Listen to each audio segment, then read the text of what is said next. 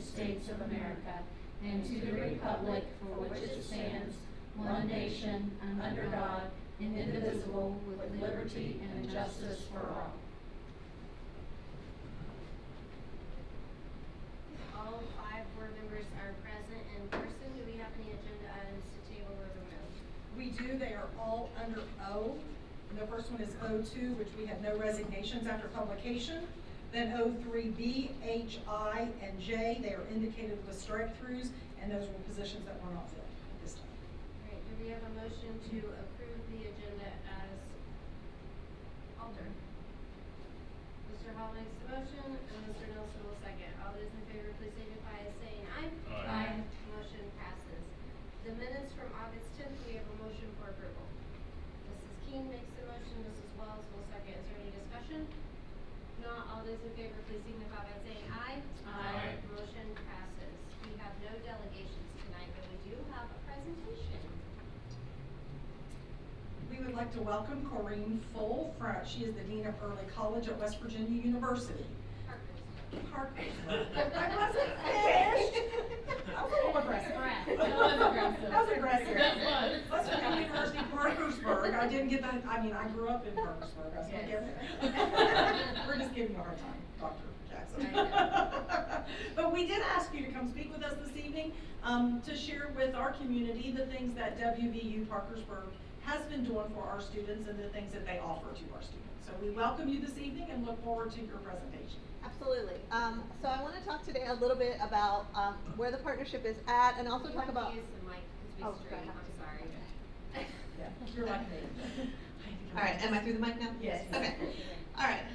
So I wanted to talk to you about the Ritchie County Schools WVUP Parkersburg partnership, and then also update you on the Level Up and how that program was going. So that's what I'm going to be talking about today. I don't have that many slides because I wanted to open it up to questions, and a lot of my stuff is data, so I think that's pretty impactful. So the Level Up program is a pilot program through the legislature that allows for students who are juniors or seniors to have courses covered if they are on a pathway that will lead to a career.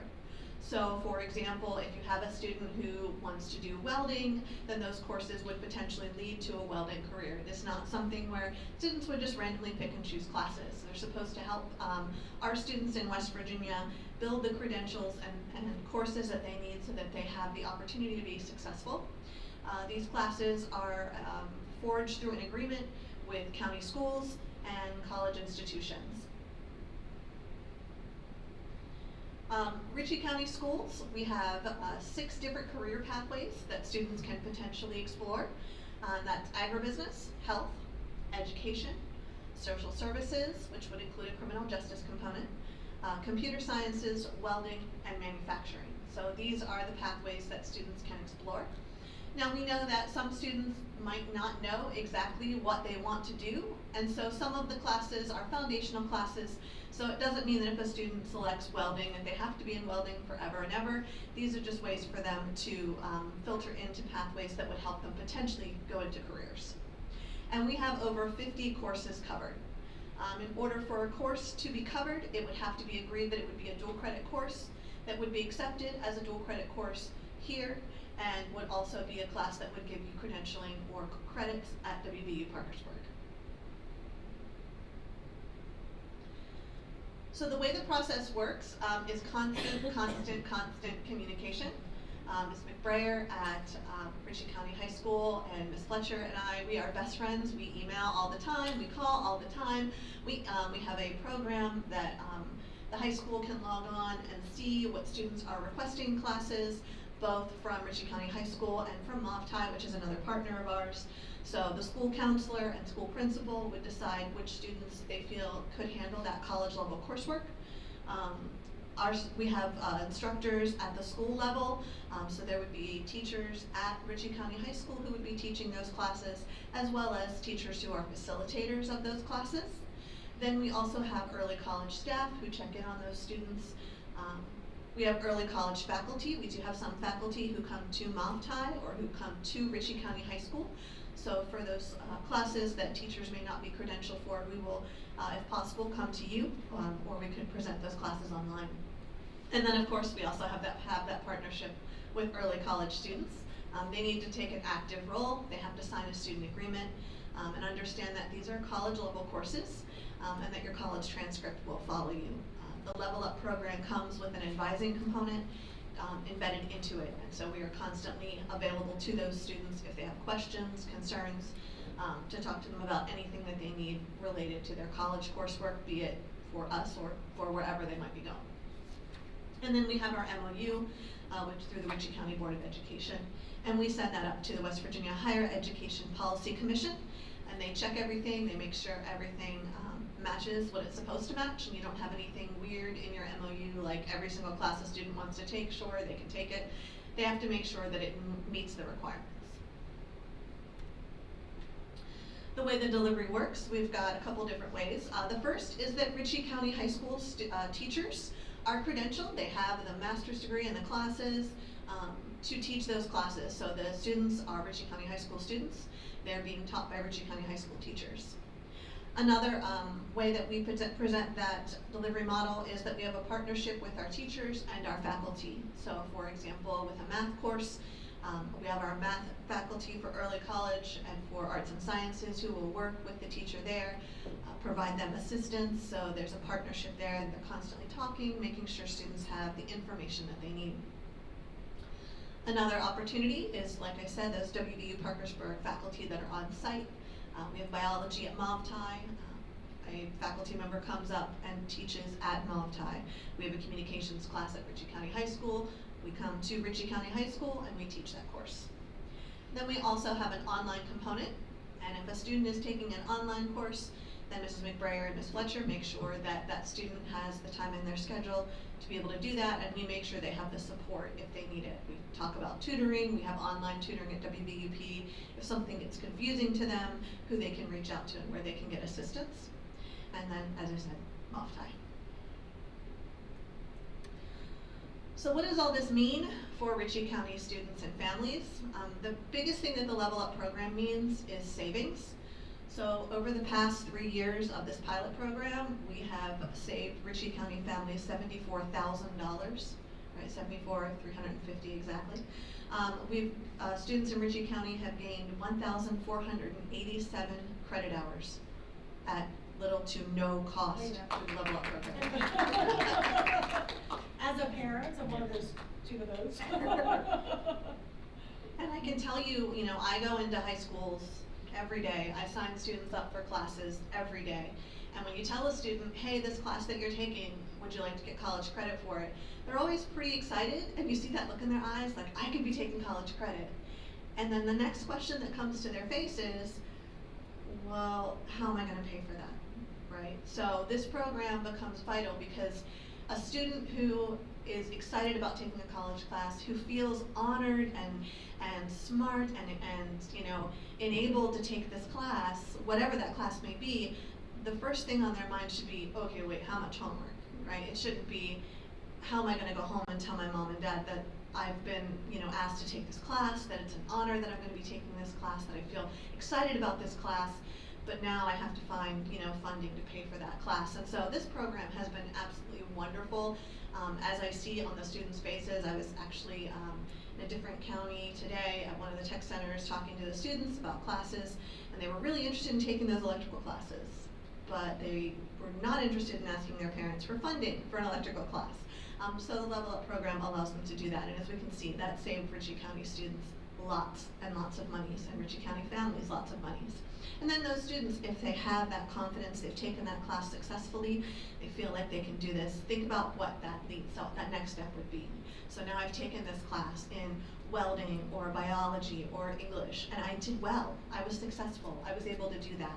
So how does that empower me to then think, okay, well, if I can do it here, well, why can't I take another one next semester? And then that builds, and college doesn't become something that is this far off thing that they can't do, but it's something that they're already doing, and that's pretty important. So what does all this mean? So I pulled the data, or had our data guy pull the data, for the past 4 years of students who have received a certificate from Ritchie, who had Ritchie County High School early college credit hours. And so in 2022-23, we had 11 students get a certificate. And then we had 4 in 24, 4 in 25, and then we're back up to 6. And I anticipate there will be even more as we have students going through patient care tech programs. We have students who are going to be eligible for potentially welding certificates. We're working with them to get them what they need. And if I'm a student and I have a welding certificate, and I'm out there in the workforce and I'm looking for a job and I have a welding certificate and the guy next to me, he took the same classes but maybe he didn't get the certificate, it's kind of a no-brainer who they're probably going to choose, right? I've proven that I can do the work and I know what I'm doing and I'm willing to get the credentialing to make sure that I can show that to anyone on paper as well as in person. All right, so what questions do you have about Level Up, the partnership, classes? How can I help? Alright, so when you look at the fact that there were 279 students, but when you calculate the number who actually received the certificate, do you know why there's a difference? Absolutely. So the certificate, depending upon the certificate, it may require a math, and for some students, college level math, they're just not there yet. And there's nothing wrong with that. If you're not there yet, you're not there yet. My student, right, my kid just graduated college, was not ready for college level math in high school, right? Struggled with college level math in college, and that's fine. So some certificates do require math and a science, and students may not be able to fit those into their schedule. Other certificates, we're still working on building them. So for example, this will be the second year for the welding program. So for the welding certificate, they wouldn't have been able to get it previously because we didn't have everything. So now that we do, we're increasing the amount of classes that are available to students so that there are more options for them. Previously, their only options would be to try and get into, the biology, and now there's 3 different biology classes they can get into instead of 1. So all of these things will work to help our students get more credentials, because as we explore more of what students need to be able to get those credentials, and we look at how we can assist with those needs, they'll be able to increase those numbers as well. So one of the certificates is in general education? There's general education, and then there's specialized certificates. So it's a 30-hour, the certificates are 30 hours. So the general education certificate says, I've gotten most of my foundational courses, I've got math, I've got a science, I've got English, I've got history. So it kind of covers those. And then we have specialized certificates. So those would be things like patient care tech or welding, that are saying I have more of those classes than just some of the general foundational courses. You still have some of those classes. You cannot get the welding certificate without some English, right? You're gonna need some math. We wanna make sure that we're sending you out there and that you have the ability to communicate in written form, and you also can, do the math, which they can. It's just getting that class. And so we're increasing the way for them to get those classes.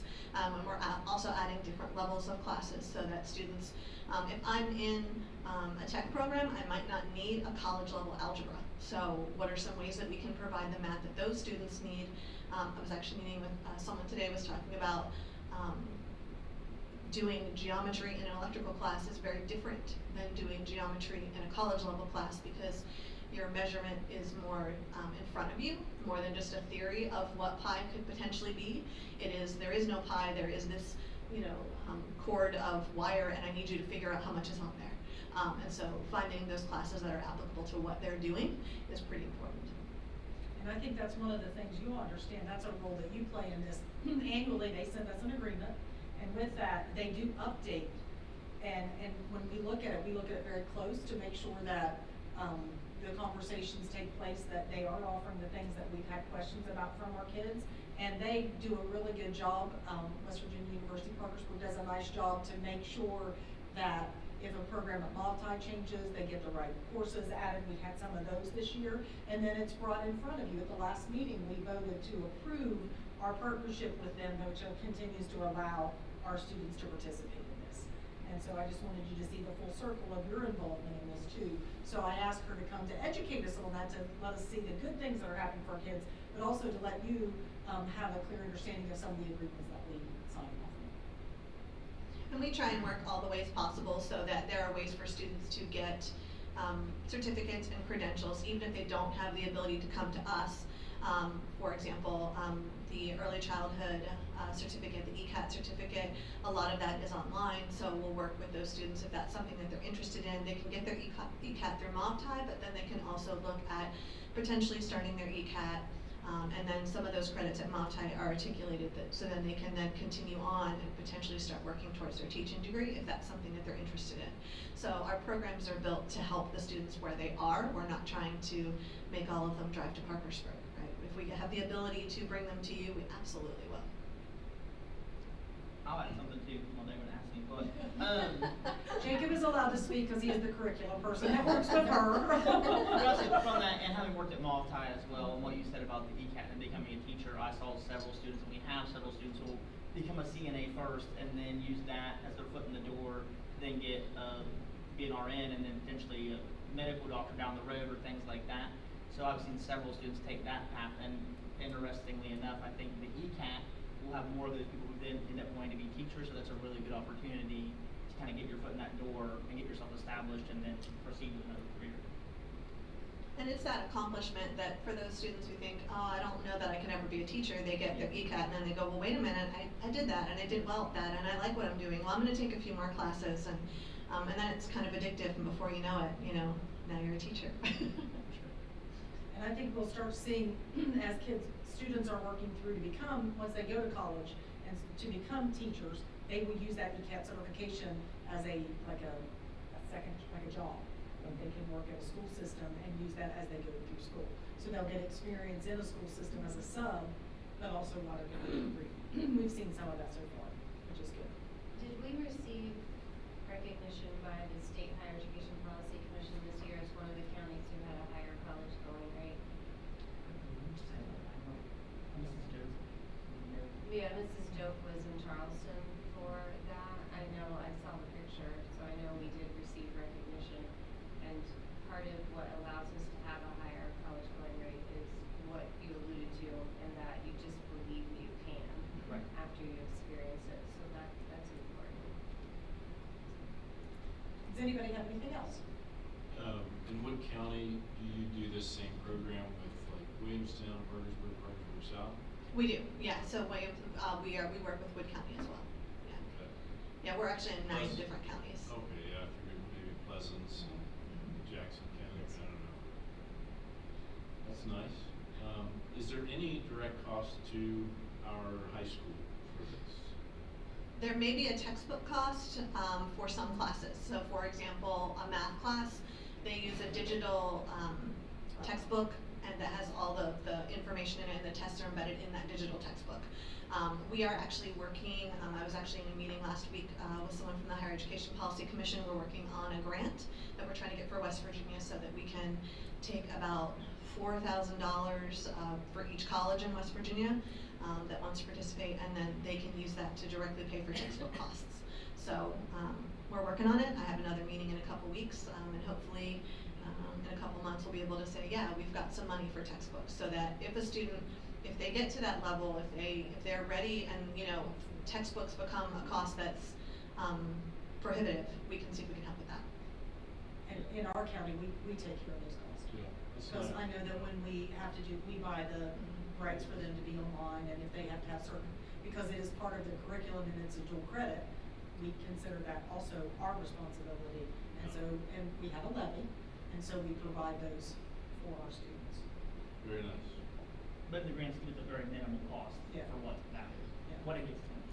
I would say maybe I can think of maybe of those 50 classes, textbooks that they would have to buy separate from what they already have present in the classroom, maybe 6 or 7. We have one. Yeah. We have one. Yeah. So, Thank you. absolutely. Thank you so much. Thank you. Thank you. Can you back to your first slide real quick? Oh yeah. I saw you yourself do that. It went away. Uh-oh, I shut it. Jake, I might be able to get it back. Jake. It needs to prove that I'm me. Oh, okay. Just gonna put her makeup on. No, I have to make sure that the computer doesn't like anyone else to use it, so I have to constantly prove I'm not a robot. Safety. go back.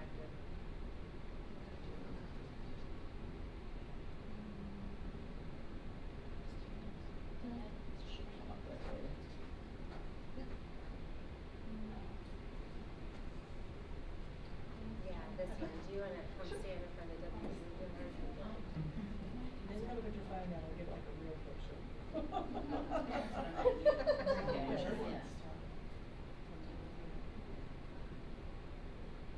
Then we need to one with me, since this is for our website. You too, you and her. You stay to the side. For our website. You're in the picture. Okay, Jacob, you gotta take pictures. Yeah. Jacob's a photographer.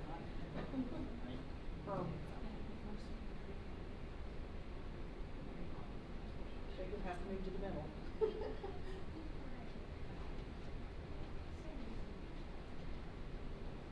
Let me take a good partnership. Thank you.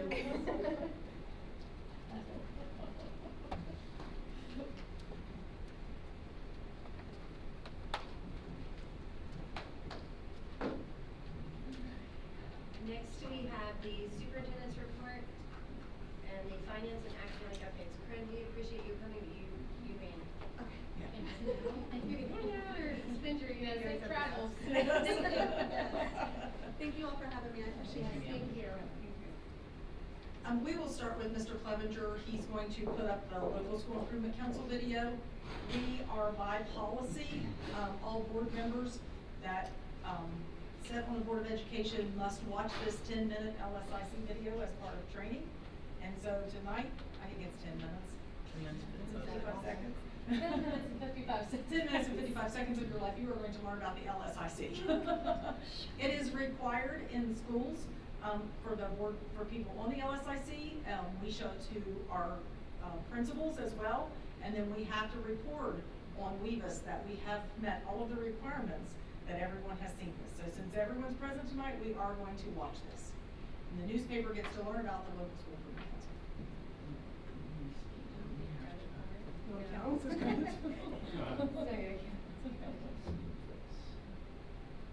Is that where you found it?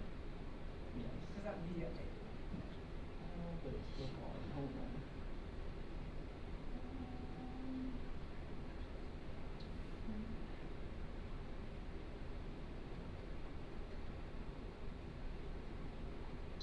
In the Office of Accountability. Today's training will be on the local school improvement councils, also known as LSICs. As a result of the passage of Senate Bill 172, Policy 2322 has changed regarding LSICs. Per Policy 2322, this rule requires training of County Board of Education members in the development and operation of LSICs in West Virginia Public Schools. The purpose of this training is to inform principals, county boards, and others deemed appropriate of the roles and governance of LSICs. LSICs help develop and promote the schools and county's vision, encourage involvement from all stakeholders, and represent the voice of the community. Voting membership of the LSIC consists of the principal, 3 teachers who are elected by the faculty senate of the school, 2 service personnel who are elected by other service personnel at that school, 1 who may be a bus operator who transports students enrolled at the school.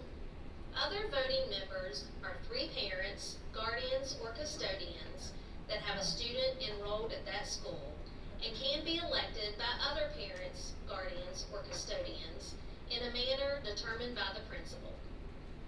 Parents may not be employed at that school in any capacity. The 3 at-large members are appointed by the principal. At least 1 must reside in the school's attendance area and 1 whom represents business or industry. The at-large members are not eligible for membership under any of the elected classes of members.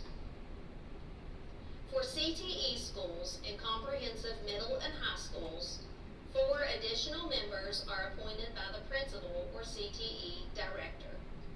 For students in grade 7 or higher, the student body president can be a member or another student in grade 7 or higher elected by the student body in those grades.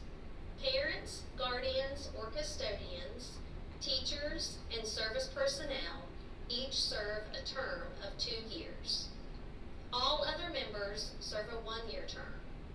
Elections for parents, guardians, or custodians, as well as teachers, shall be arranged so that no more than 2 are elected each year.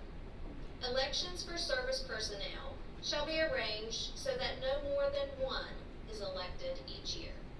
Reasons for replacing a council member include resignation, absence from 3 consecutive meetings, changes in personal circumstances, or death. Filling a vacancy depends on whether the position is elected or appointed. For an elected position, the chair of the council will appoint a qualified individual to serve the remaining term. In the case of a vacancy for an appointed council member, the principal will appoint a replacement as soon as possible. After the election of council members, and no later than October 1st, the principal shall convene an organizational meeting of the LSIC. At this meeting, the LSIC elects from its membership a chair and 2 members to assist the chair in setting agendas for each meeting. The chair shall serve a 1-year term. If the chair's position becomes vacant for any reason, the principal shall call a meeting to elect another qualified person to serve the unexpired term. Once elected, the chair is responsible for notifying each member in writing 5 business days in advance of any LSIC meeting. The principal shall not serve as the LSIC chair. General operational procedures involve the county superintendent monitoring principals to ensure all LSIC meetings occur as outlined in Policy 2322. All meetings must be open and announced to the public in compliance with the provisions of the Open Governmental Proceedings Act. LSICs shall ensure that minutes are taken at every meeting and made available to the public on the school's website and upon written request made to the school's principal or council chair. Each LSIC may adopt a set of bylaws that are consistent with state and local policy and West Virginia code. The West Virginia Department of Education provides resources and technical support to help conduct effective LSIC meetings. The council is required to hold specific meetings. The election meeting and the organizational meeting are necessary for establishing the LSIC. Additionally, the council meets every 9 weeks for equivalent grading period. Both the stakeholder meeting and the county board meeting with the LSIC of low-performing schools qualify as required meetings within the 9-week time frame. Resources to assist with all meetings are available on the West Virginia Department of Education website. Principals must organize the election of members to the LSIC before September 15th.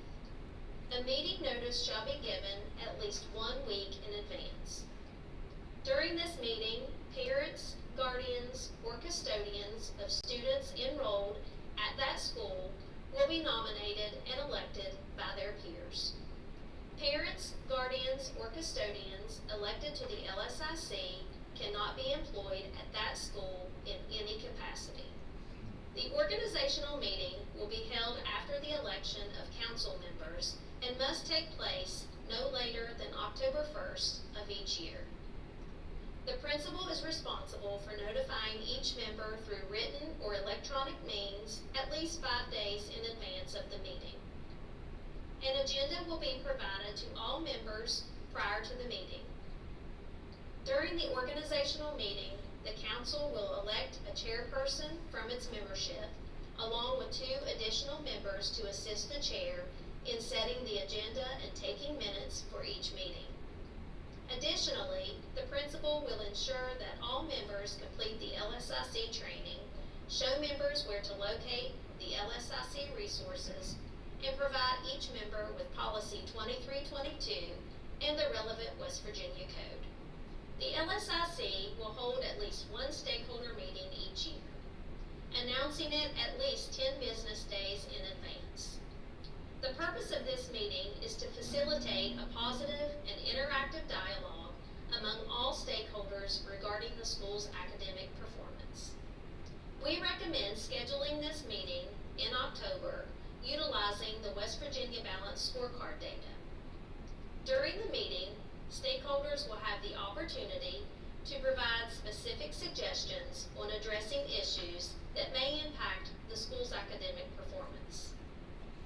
These issues include parent and community involvement, the learning environment, student engagement, attendance, behavior, support for at-risk students, curricular offerings, resources, and the capacity for school improvement. The LSIC will ensure that a report detailing concerns, suggestions, and points raised during the meeting is produced and made available on both the school and county websites. This report should also be submitted to the Office of Accountability at the West Virginia Department of Education, preferably before the start of the next school year. Resources to assist with the completion of this report can be found on the West Virginia Department of Education website. County Board of Education members are required to meet at least once a year with the LSIC of each school identified as low performing under the West Virginia Accountability System. This applies specifically to comprehensive support and improvement schools.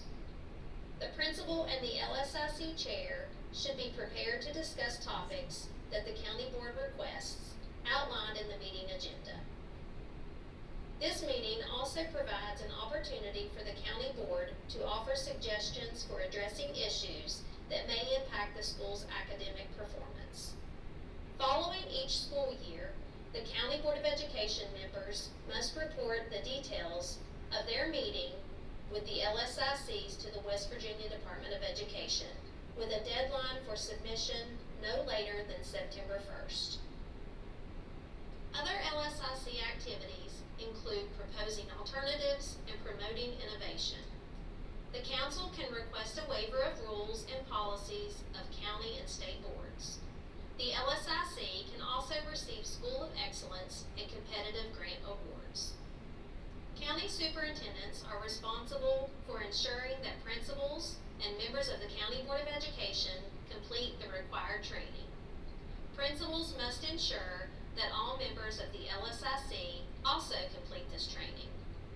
Once all trainings have been completed, the superintendent will verify completion for the entire county on WEBIS.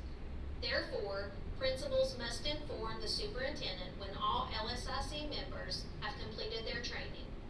Guidance on how to verify the training can be found on the West Virginia Department of Education website. You can visit the West Virginia Department of Education website for LSIC resources and guidance. For additional information, questions, or concerns, feel free to contact me by phone or email. I appreciate your participation in this training and wish you all a successful and safe school year. Thank you. So if you look on the sheet that I just provided to you,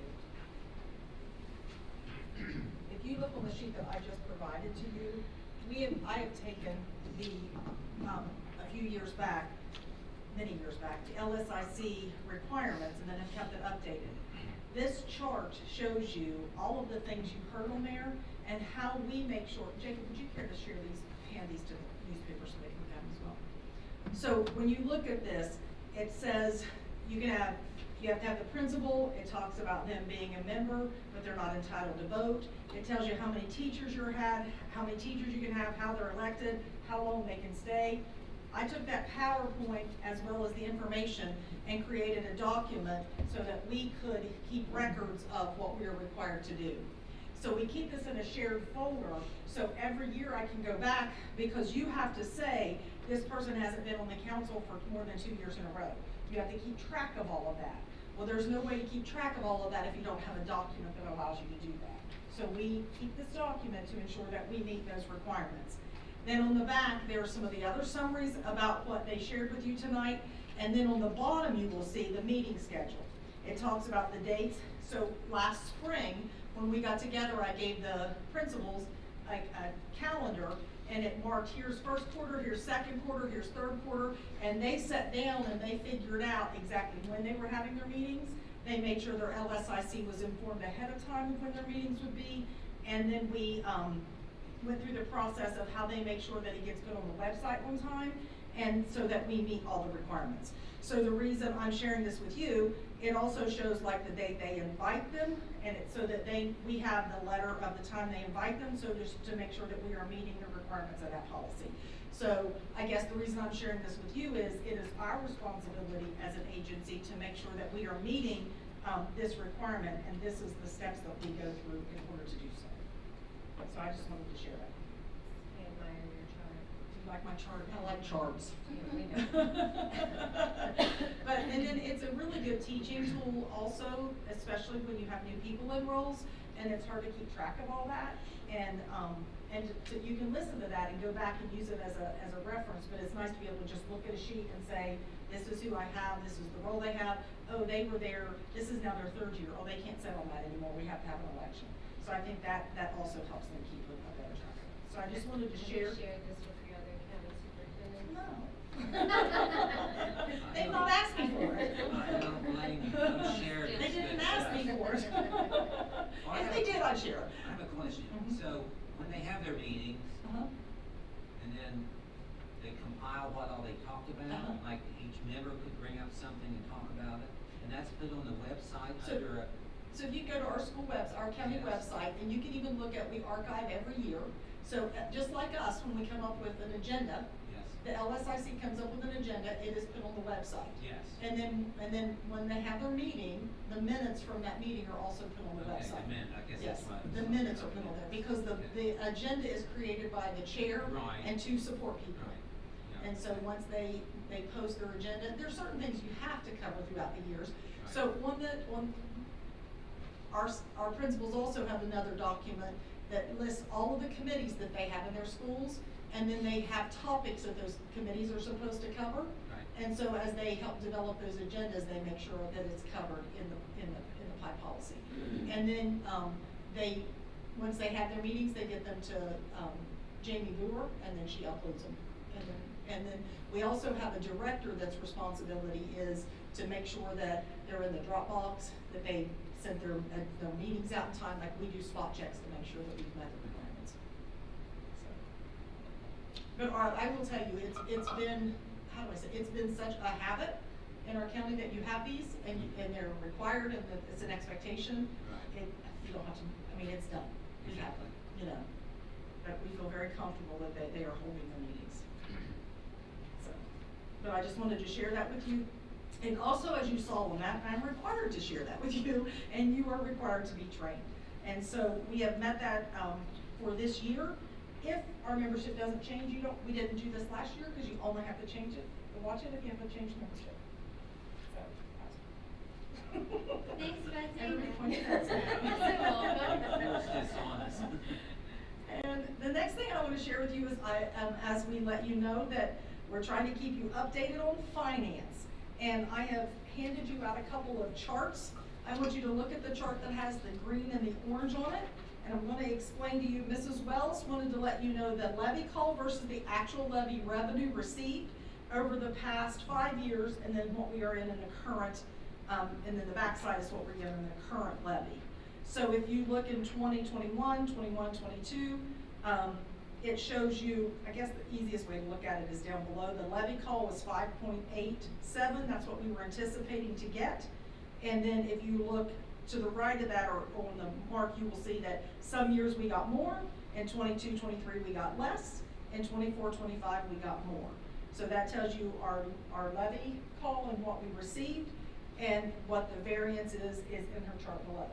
The current levy, we're on our second year, fiscal year. This is our second year of our levy, and the levy call for it is 7.6, and we received 5.18. So you will see we are receiving significantly lower than we had anticipated, and for our levy call. And then we will go ahead and continue to let you know this is a revenue source for us, and one of the things that allow us to do things like support students that go to Mopti, support students that take courses at WVUP, to look at the ability to upgrade things in our schools. And so we appreciate our levy, and I just want to show you what the levy grades were and what we get from The it. excess levy? Yes, this is all excess levy. So those are the numbers that we take into consideration when we plan and approve a budget? Yes.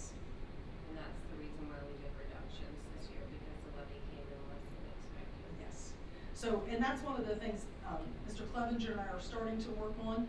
We're looking at a model to show you the strength of a school system financially, as well as looking at things, because when you look at a school system, you have to look at your revenue sources, but you also have to look at your student enrollment sources. And so we're going to, over the next couple of months, be bringing you some information, because we are starting to get our student enrollment numbers, and we are to be fiscally sound and make good decisions, and the way that you all can help us make good decisions is to be educated. So we will continue to give you information, and then at some point, we're gonna pull all this together so that you can see where our weaknesses are. Tonight, Mr. Clevenger will go over our student enrollment, and as you know, across the state, student enrollment has continually, in most counties, gone down, and it is here as well, and then what our response to that may have to be. And so we will start some of those conversations as well. So I just wanted to share that, because we think it's important that you have finance information. It's a good chart, thank you for sharing it. And Mrs. Wells does a nice job making sure that she makes it clear for me, if I get it, you guys can get it. That's what I tell her all the time. I think it's very important that we talk about some part of our finances in depth every meeting, so that we understand them more. The next thing I just want to mention is, once again, Smithville Elementary, most of you have seen that. They rank #1 in the state as far as ELA and math scores go. As we progress to this fall, you'll start seeing additional things when Mr. Clevenger presents about the county, and he'll do some of it this evening as well. Correct, Mr. Clevenger? Not the scores this evening. But you'll come back with those. Yeah. They have not been disembargoed very long. We just talked about it. So, then that's, I wanted to mention, thank you all for coming this evening for our opening. I thought it was well attended, and I appreciate, it was exciting, and I appreciate all of those people that we had, commissioners came, as well as the mayor. And I was really excited to see the bus drivers. You know, they're very appreciative of having that facility that you all have helped provide for them, and I was appreciative for them, and that they got to come and be a part of that. So I was so thankful they came. Other than that, I'll probably think of something here in a minute, but that's what I got for right now. Any questions for the superintendent? All right, next we have a director report, and we will seek information from Jacob Clevenger, our chief instructional leader. We're ready to glean. Rule me.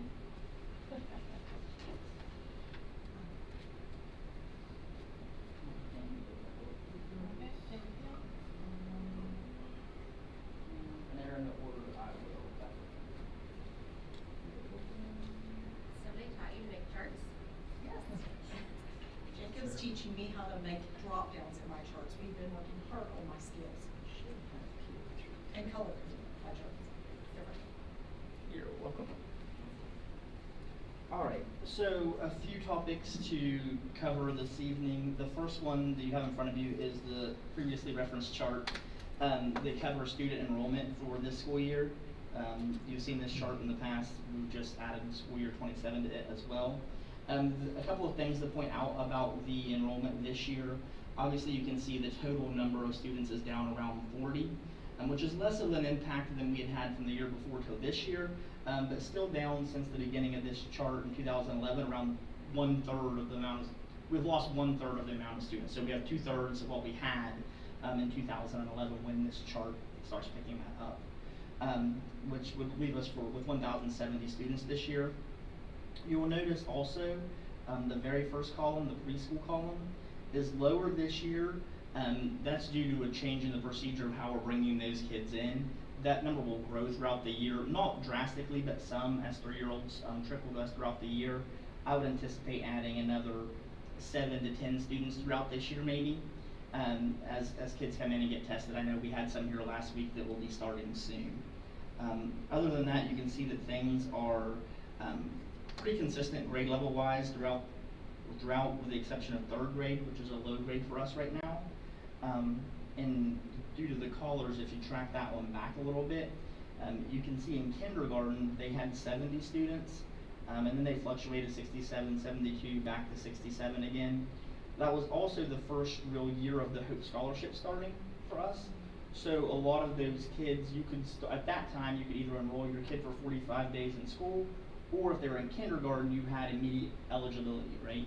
So that was the first time we saw a real hit from that happening in our schools. And then after that, it fluctuates up and down some. The bulk of those students, though, are active Hope Scholarship students. Right now in our county, just for reference point, we have 102 homeschool students and 71 Hope Scholarship students. So school choice students would make up 173 students, which is basically equivalent to 2 grade levels worth of students with what we average. In this chart's inception, in 2011, we were averaging around 112 students per classroom, per grade level, per cohort, and now we are averaging 76 students per cohort. Again, with those 173 students taken out of that, impacts that equation. So now this year, I would anticipate we will continue to get more of the Hope Scholarship students. This is the first year now that students of any grade level can automatically be eligible. So if we have, not if we have, we do have families who may have homeschooled their child. They may be in 10th grade now, but they've homeschooled them all along, or maybe they pulled them in 3rd grade. Those families are now also eligible for the Hope Scholarship without that 45-day requirement. So we'll continue to get those throughout the school year, as well as families just going to homeschool without the Hope Scholarship, which happens as well. Not listed on here as well, and I don't have the exact number because they haven't released the enrollment yet, or the number of students that go to the virtual academy. Those are students who still reside in Ritchie County, but attend the West Virginia Virtual Academy, which is an online charter school. They don't show up on some of these reports because the virtual academy is a school system the same way we are a school system. So instead of those families having to apply and turn in different things and have periodic checks and things like that, they transfer there the same way they would transfer to St. Mary's or Doddridge or Tyler or wherever you go. They are just a school system in themselves. And conservatively, I would say that when we get that report, we'll have 25 to 30 students conservatively, but potentially more, and those are mainly high school students that we get that for. Occasionally a middle school student, very rarely an elementary, mainly high school students. And if you look at the high school numbers, if you added those up, our high school enrollment continues to dwindle, and that's part of that result of why. So just kind of wanted to give an overview of where those things sort of stood at this moment in time. And of course, as with the school year being as fresh as it is, these numbers change almost daily for various reasons. But as of today, at 4 p.m., that's kind of where we stand. Before I move on to anything else, are there questions in that regard on the subject? And the final numbers that are compared for the other years are actually the number from the October enrollment Yeah. count. So you gotta realize the last line that he provided us for 2027 is a fluctuating number that's being compared to one that has looked at FTE values and all that. Yeah, so it'll adjust a little bit up or down, give or take a little bit, but it's a pretty rough estimate.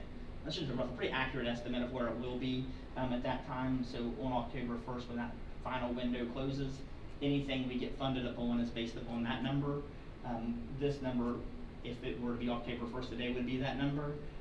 And then otherwise, like I said, if kids continue to drop or we get kids in, it can fluctuate up or down by a few students between now and that time. So this shows that even if you go back multiple years, it's not uncommon to see the same class that's freshmen by the time they're senior to have fluctuated by 20 or 25 students. Yeah, we see the most of that in the high school, and particularly recently with the inception of the virtual academy. Those are often the students that we see going to the virtual academy. And for them to lose 20 students, so it takes us 3 or 4 a year, and that adds up over time. And that's how when we get there, we don't ever lose as much elementary school wise unless someone moves but the high school seems to be the point to where parents choose that option. So, and that's again something that we have to kind of study and see, okay, why are they choosing that option? What can we do to mitigate them from choosing that option, and things like that. I have a question about homeschooling. I'm thinking about how they did some of this in the past. Are they required to turn in, like, in third grade, do they have to have some kind of assessment turned in to you all? Third, fifth, eighth, 11th, a lot of them choose a portfolio option. Yeah, portfolio. So, they can get any certified teacher to sign off on that. But you are responsible for taking care of all that. We receive them, but we don't receive the portfolio, we receive a review of the portfolio. But it seems like we're having to take some of our resources, your resources. Oh, yeah, for sure. Yeah, for sure. Into the homeschool people, but we're Yeah. not getting credit as an enrollment with them. Yeah, That doesn't seem right.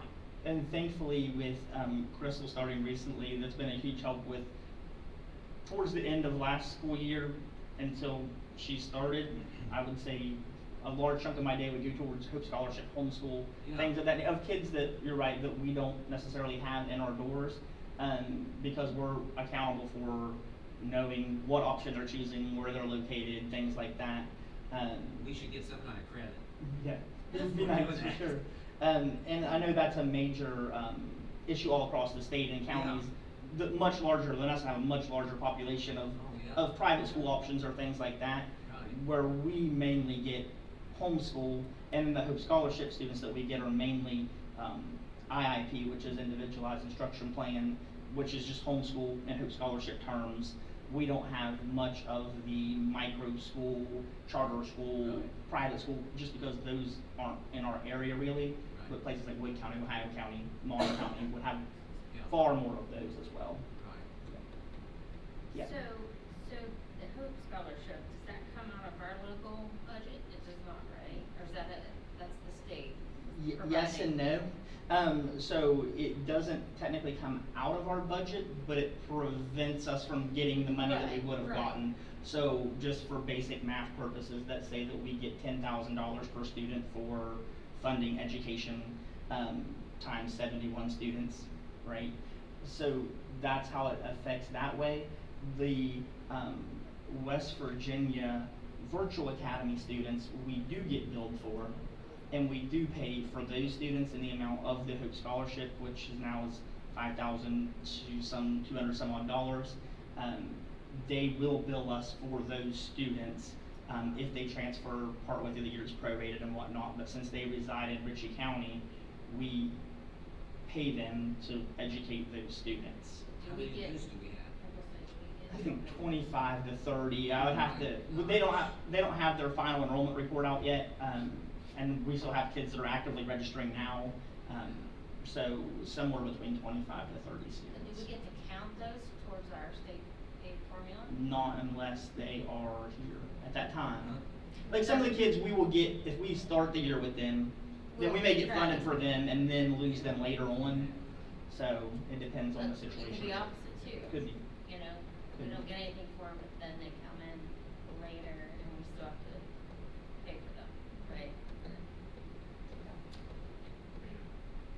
So as we continue with this, Mr. Clevenger is providing you the information that we need to know as we move forward and the impact that lower student enrollment will have on us and some of the decisions that we will have to make, as well as the impact of homeschool, hope, and virtual school and what it does to our county. Yeah, and now with Crystal's help as well, I plan on when I'm here, typically monthly, to provide a kind of a status change on that, like kind of an ongoing run of, okay, we had this many kids, like today it's 173, when I see you again, it may be 175, whatever that may be, that way you guys can be informed of the rate at which we lose students for various reasons.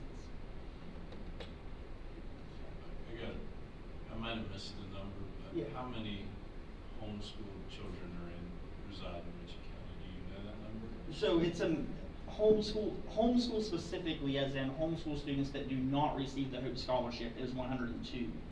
However, there are students that follow what's called an IIP, which Individualized Instruction Plan.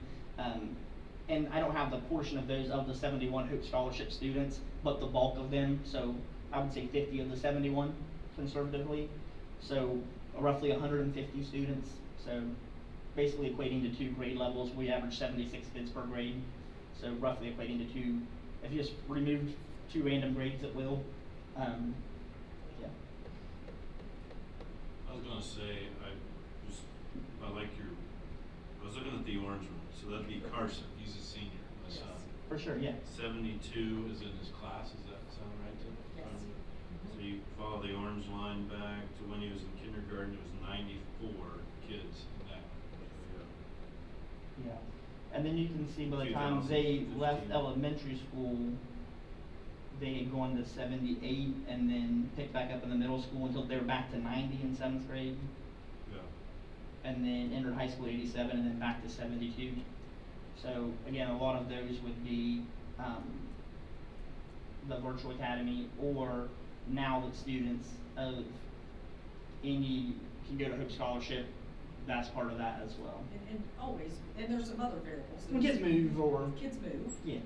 Right, that was one of the smaller ones, so with it only being 15 difference in high school, some of the others, if you look the year above that, it's more significant. Yeah. Yeah. It's 40, right? Like, yeah. So various factors and employment opportunities, things like that.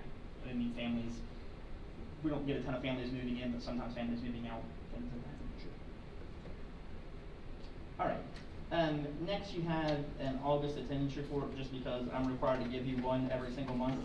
These numbers won't mean a whole lot other than we're off to a pretty good start to the school year.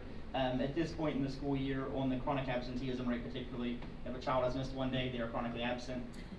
So that is what it is. Currently though, if you look at the right-hand column, the bottom right chart that says regular attendance, those current numbers would be, so 87%, 83, all of those indicate that that's the amount of kids currently with perfect attendance in those schools, because you can't currently have that rate without having perfect attendance. So at this point in time, I can kind of explain it that way. Throughout the year, those will be kids that miss less than 5%, so 1 day per 20 days.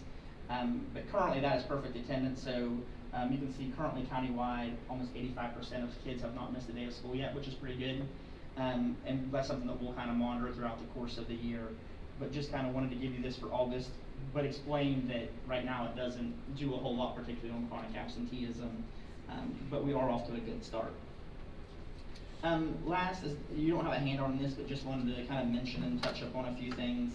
On your agenda, it will say instructional focus, academic focus, just explaining some different things that we have going on. I'm not sure that I've been here since we talked about not using iReady and things like that. So as a replacement for that, we've had a lot of questions about what we can do. Our kind of answer to that is teach kids better, give more opportunities to our teachers, more training to our teachers, and use humans to teach our kids and make those connections and things like that. So during our time of that, we have been tasked with how do we train those teachers, make sure they're comfortable. It is more time given back to them, so we want to make sure that time is time well spent and not time that is just wasted. So kind of taking some of the things we've had in the past, I myself have had, and Ms. Todd's had several times, APL training, several of our teachers have had that. Unfortunately, they're not doing that anymore, so taking the pieces from that and kind of making our own kind of twist on it. Some of the things that we'll focus on are explicit instruction routines, so very explicitly teaching kids, making sure we're not really moving on until the bulk of them get it. If they don't get it, reteaching them, making sure we don't have consistent gaps in instruction and things like that. Big on routines and structures, so we as adults like routines and structures, kids like routines and structures as well. And so they kind of know what to expect every single day. Managing the load on the students, making sure that what they're focusing on is their learning and not how they're being asked to do their learning. So not being confused by the directions or a project or things like that until those skills are really embedded, and reducing that just to the skill they are learning. And then mixing in, of course. So give an example of that, because we've been working on that. So give an example of how we're doing that at the elementary school with homework. Yeah, so instead of your homework being your work that you did in class that day that you're not 100% comfortable with yet, your homework is going to be something that you have embedded and you're just doing fluency or practice on. So I'll use multiplication for example. Instead of coming home with a list of word problems and arrays and build this figure and to show you understand multiplication, they're just doing fluency multiplication with their families, things that they should already have or be on their way to having. Same with reading. Instead of reading and answering a ton of questions, you're just sitting down reading with your family. Just really simplifying that process and using that more to make them comfortable in the basic skills versus taking things home and trying to complete them. Yeah. And it being like homework meant more in a sense of building relationships with us at home versus you need to get this done, take it home and do it, right? And then just the pacing kind of opportunities to respond. A big thing that we want to focus on is giving kids the chance to participate in class, give kids the chance to answer questions. A lot of times, myself as an educator early on, you would ask a question, one kid may answer it, 20 kids sit. More getting every kid through plural responses where everyone says the answer together, where everyone writes it on a whiteboard and holds it up. Just giving them chances to continuously respond throughout their education. Kind of an analogy that I used when I talked with the teachers about it earlier was learning's kind of like you work out, so you want to stretch a little bit and then you jog, but at some point we need to have a full sprint, and then we'll cool down and stretch at the end again. So sometimes we don't always get to that full sprint moment, and that kind of needs to happen throughout every lesson. And that's just a lot of the teacher showing them working through it with the kids as a kind of a class, and then giving them the time to independently practice if they're ready, if not intervening in that moment, not letting that stretch into days of not understanding and then having to fix it later.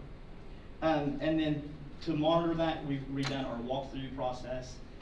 So the things that we will be looking for with the principals and kind of going out and doing with them to make sure we're all on the same page will be those things that we explained. And then if those things aren't occurring, providing the PD and whatnot as we go along to make sure everyone is on the same page.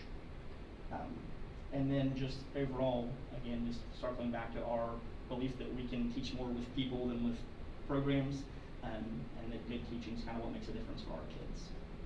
Any questions? And then we've set some things in place to make sure that we're monitoring that. Right. So their strategic plans are in line with the philosophies, which is what they do with their meetings, and then they evaluate to make sure we're where we need to be.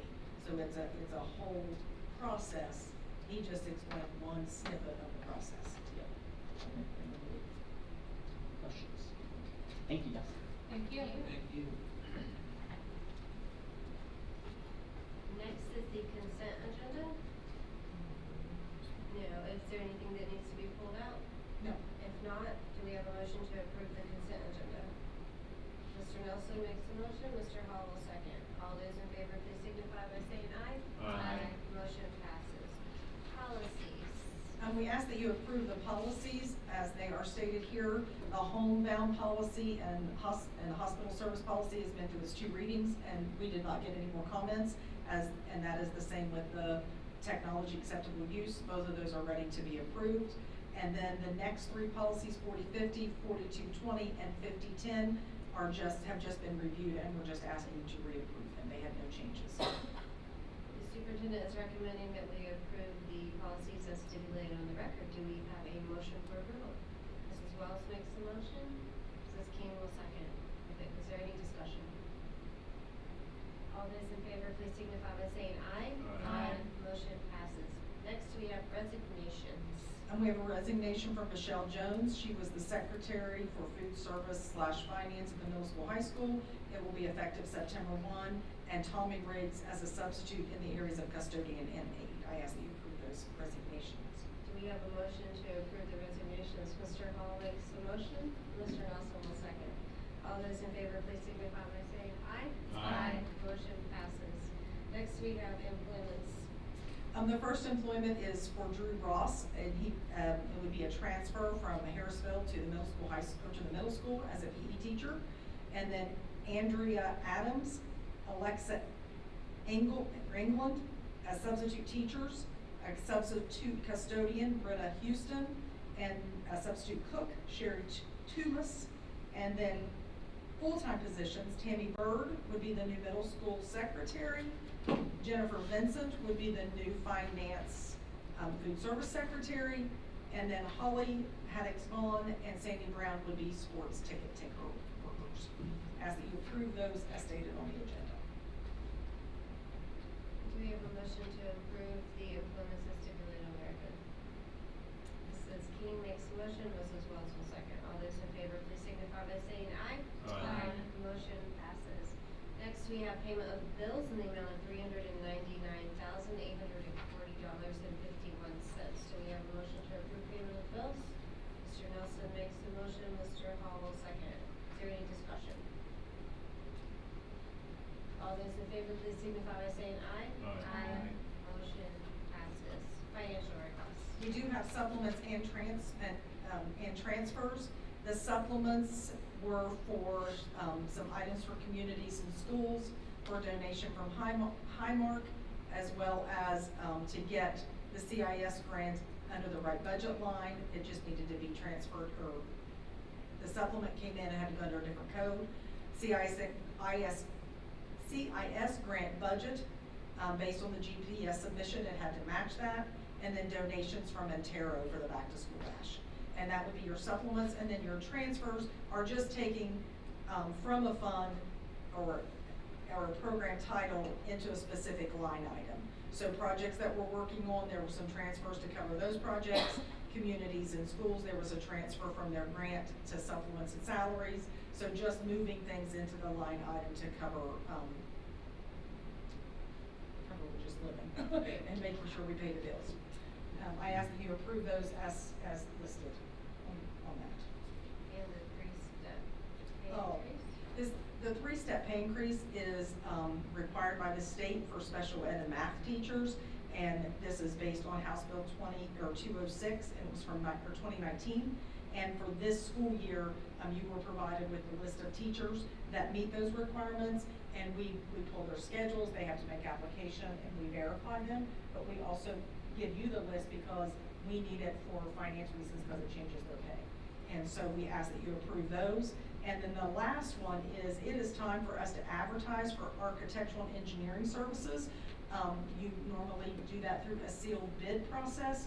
We currently have Williamson and Schreiber, as you saw that they were there this evening, but we are required, once we've met our 3 years, to, if we want to choose to keep a firm on hand, then we have to redo the process. So I ask for permission to get that process done. Our contract with them is up late September. Even though we're in projects. And I asked that question. Any project that we're currently on, you stay with them, and it would be for anything in the future. So I did Fabulous. ask. Thank you for asking that question. I worry about it.